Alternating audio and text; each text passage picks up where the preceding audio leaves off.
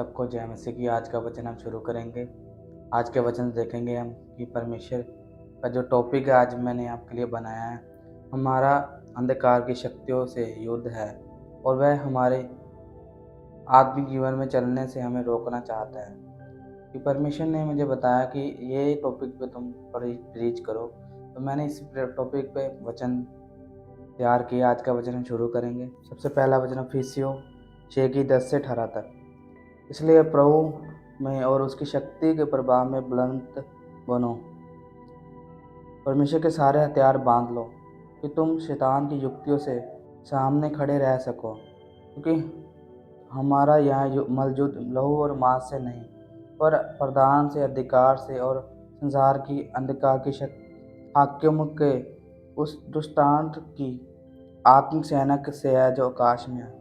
परमेश्वर यहाँ पे बताते हैं, परमेश्वर ने अपने वचन से सिखाया इफिसियों में। वो सिखा रहा था यहाँ पे कि जो तुम्हारा युद्ध है कि वो किसी इंसान से नहीं है, वो किसी शक्ति से नहीं, वो अंधकार की शक्तियों के साथ है जो आकाश में कार्य करती है, जो आपके मन में कार्य करती है, उसके साथ आपका युद्ध है। और उसके बाद में अगर आप आगे देखें, इसलिए परमेश्वर के सारे हथियार बांध लो कि तुम बुरे दिनों में सामना कर सको और सब कुछ पूरा कर स्थिर रह सको। इसलिए सत्य से अपनी कमर कसकर और धार्मिकता की जीवन पहनकर और पाँव में मेल के सुसमाचार की तैयारी के जूते पहन लो और इस सब के साथ विश्वास की डाल लेकर स्थिर रहो, कि तुम उस दुष्ट के सब जलते हुए तीरों को बुझा सको। और उधार का टोप और आत्मा की तलवार जो परमेश्वर का वचन है ले लो और हर समय हर प्रकार से आत्मा में प्रार्थना विनती करते रहो और इसे लिए जागते रहो। परमेश्वर यहाँ पे बताते हैं कि परमेश्वर कहता तुम्हारा युद्ध है अंधकार की शक्ति के साथ। वो रोकता है हमें कि हम अपने आत्मिक जीवन में चल ना पाए। तो परमेश्वर ने हमें बताया, परमेश्वर कहता तुम अपना युद्ध लड़ते रहो।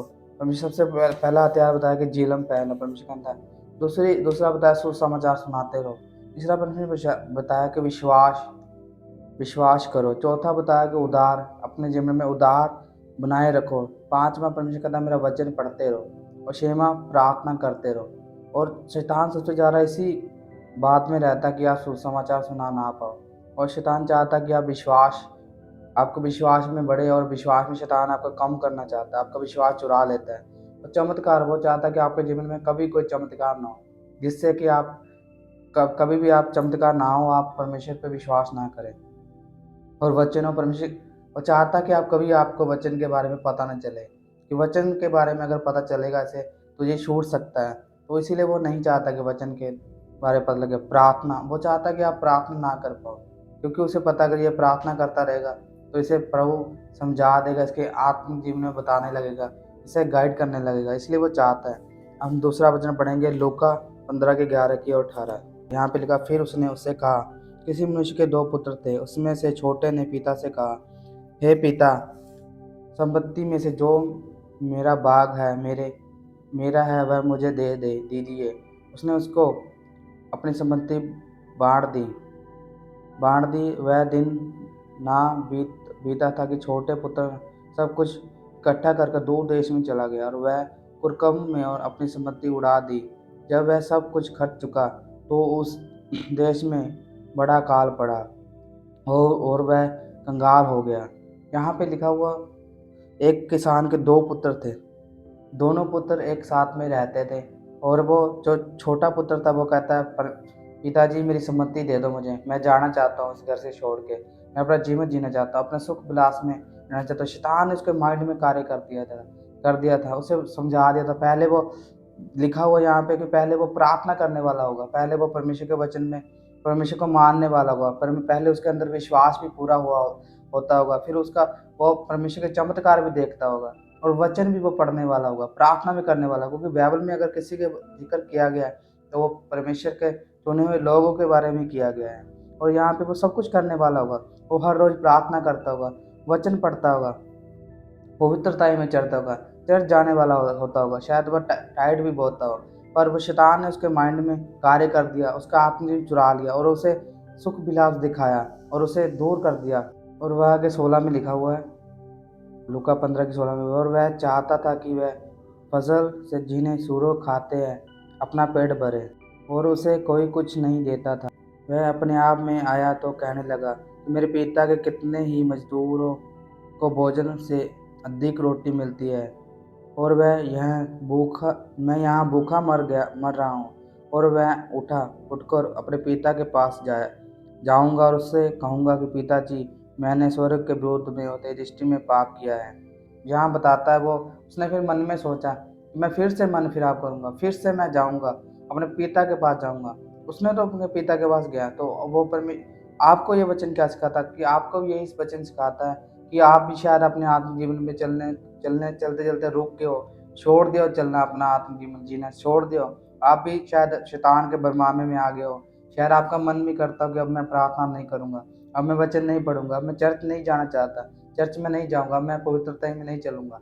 आपका भी शैतान ने शायद आपका विश्वास चुरा लिया हो। अब आप पहले अच्छे से चलते हो। शैतान आपके जीवन में क्या कर चुराना चाहता है? वो चाहता है कि अपना टाइम खराब हो। जैसे इस व्यक्ति का, जो ये इतना धनी था, हमेशा हर बंदे को लगता है कि अगर मैं गरीब हूँ तो मेरा क्या टाइम का कोई वैल्यू नहीं है। पर अमीर व्यक्ति देखो, ये तो सबसे ज़्यादा अमीर व्यक्ति था, इसको भी शैतान ने भरमा लिया था। क्योंकि इसने इसका क्या शैतान ने क्या-क्या किया इसके साथ में, इसके जीवन का इसने टाइम खराब कर दिया। कितने साल वो अपने फैमिली से दूर रहा और परमेश्वर से दूर चला गया, और कोई भी वो फिर दूर जाके वो प्रार्थना नहीं कर पाया, वो वचन नहीं पढ़ पाया। और फिर उसने सोचा कि मैं दोबारा से मन फिराव करूँगा और मैं फिर से जाऊँगा परमेश्वर के पास और फिर से अपने पिता के घर जाऊँगा। उसके बाद में वो पिता के घर में गया, और पिता ने उसे स्वीकार किया और उसको अच्छे वस्त्र पहनाए। जब आप पूरा चैप्टर पढ़ोगे तो आपको पता लगेगा। तो इस कहानी से हमें क्या पता लगता है, इस दुष्टांत से जो परमेश्वर ने हमें दिया, इससे पता लगता है कि शैतान चुराने आता है। शैतान आपके आत्मिक जीवन को खराब करना चाहता है। जैसे इस 2 भाई थे, दोनों भाई में 2 पुत्र थे इसके, उड़ाव पुत्र के, और दोनों पुत्र, एक पुत्र अच्छा था, दोनों पुत्र अच्छे थे। शैतान ने एक पुत्र के जीवन में कार्य किया, उसके माइंड को खराब कर दिया। वो फ्रेंड सर्कल में रहता होगा, उसके माइंड को इसीलिए खराब कर दिया। किसी भी तरह शैतान खराब कर सकता है माइंड को। शैतान हमेशा चाहता है कि आपका टाइम खराब होता रहे।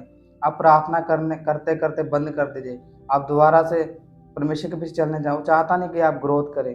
वो चाहता नहीं आप परमेश्वर के वचन को पढ़ते रहें। और उसके बाद में मत्ती 18:11 में यहाँ लिखा, क्योंकि मनुष्य का पुत्र खोए को बचाने आया है। परमेश्वर यहाँ पे जो यीशु मसीह थे, वो खोए हुए, जो जैसे कि जिनके जीवन में अपने जीवन में खो चुके, जैसे ये उड़ाऊ पुत्र के बारे में बताया, खो चुका था।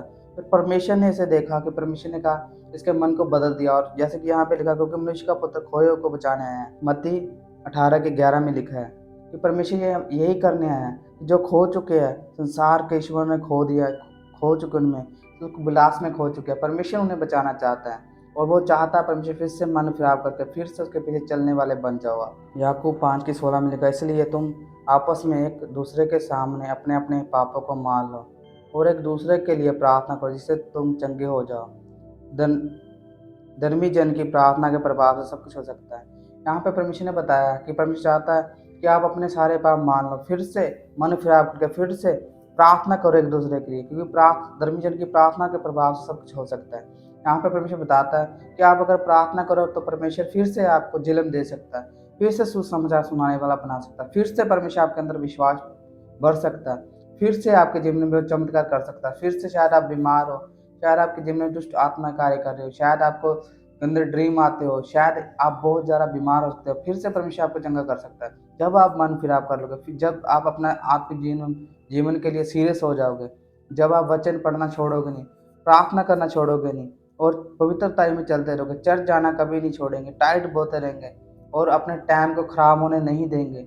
जब आप सीरियस रहेंगे, आप ग्रोथ करने के बारे में सोचेंगे, तो परमेश्वर आपको बढ़ाना चाहता है। परमेश्वर चाहता है यहाँ पे लिखा, धर्मी जन की प्रार्थना के प्रभाव से सब कुछ हो सकता है। यहाँ पे परमेश्वर यही बताता है कि अगर धर्मी जन प्रार्थना करे, उसके प्रभाव से सब कुछ हो सकता है। पहला तीमुथियुस 4:8, क्योंकि देह की साधना से कम लाभ होता है, पर भक्ति सब बातों के लिए लाभदायक है, क्योंकि इस समय के और आने वाले जीवन की प्रतिज्ञा इसी के लिए है। यहाँ पे परमेश्वर बताते हैं कि जो देह की साधना है, जो उड़ाऊ पुत्र ने देह की साधना की, वो सब कुछ करके देखा उसने, उसको कोई लाभ नहीं हुआ। उसको यहाँ पे भी इसीलिए लिखा हुआ, क्योंकि देह की साधना से कम लाभ होता है, उसे लाभ ही नहीं हुआ। और भक्ति सब बातों की लाभदायक है। जब आप भक्ति वाला जीवन जिएंगे, आपके इस लाभदायक होगे आपके जीवन के लिए, आपके आत्म जीवन की लाभदायक होगी, आपके शरीर के जीवन की लाभदायक होगी। यहाँ पे लिखा है भक्ति सब बातों की लाभदायक है, क्योंकि इससे समय के आने के जीवन वाले की प्रतिज्ञा इसी के लिए है। जो आपके जीवन में आना वाला है, कुछ स्वर्ग से परमेश्वर आपको आशीष देने वाला है, चंगा करने वाला है, उसके लिए यही प्रतिज्ञा बताई गई है। देखो मैंने आपको बताया वचन के द्वारा कि शैतान आपको रोकना चाहता है, आप रुके ना, आप थके ना, बक्के ना, आप अपना विश्वास कमज़ोर ना होने जाए। एवरी डे प्रे करें, एवरी डे वचन पढ़े, एवरी डे फास्टिंग करें, और हो सके फास्टिंग करें और परमेश्वर के घर में जाना बंद ना करें। शैतान चाहता है आप ये जो बेसिक है वो ना करने दें। सबको जय मसीह की।